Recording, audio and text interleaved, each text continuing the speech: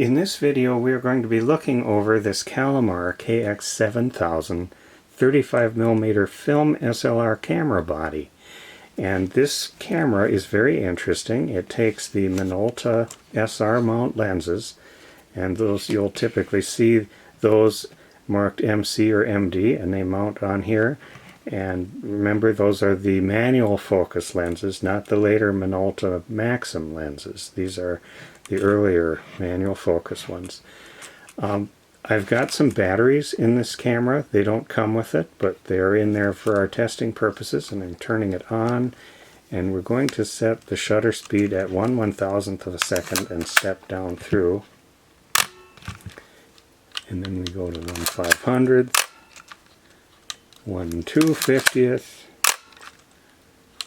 1/125th, 1/60th, 1/30th, 1/15th, 1/8th, 1/4th, 1/2, 1 full second, and a bulb setting where the shutter stays open and the mirror stays up as long as I hold the button down, and then the cycle completes when I let up. It also has an auto setting, which I've determined to be a aperture priority. We also got to test the self-timer, and we do that by pulling up on this lever right here, and then we'll just watch it complete its cycle. We can see it blinking, and it will finish up very soon. And there it completed the cycle. A few interesting things about this camera. It has a feature that not very many have, in that this little lever right here, if you take a picture and you want to intentionally do a double exposure, you just flip this little lever out as you start to cock that, and it disengages the film transport mechanism, so you can take a second exposure on the same frame. That's a very nice feature to have. Back here on this side is where you set your ASA or ISO, all the way from 12 up to 3200.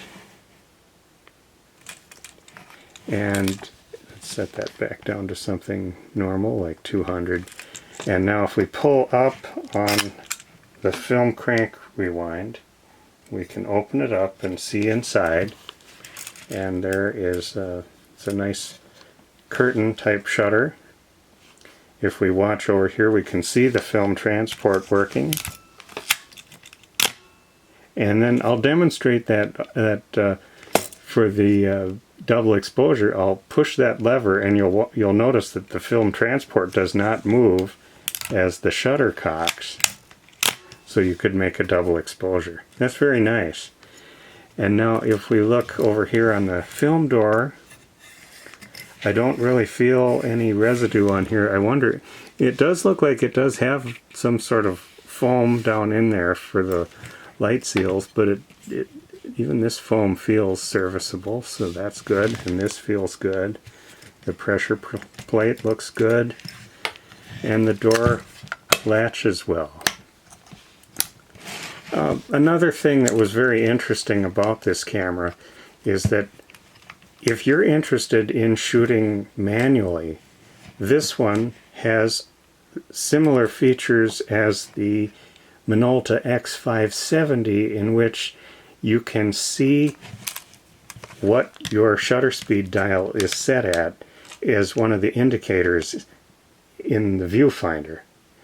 And then you can also see what shutter speed is recommended by the camera's metering based upon where your aperture is set. And the aperture can actually be seen in the viewfinder through this little port right here that will read it right off the lens.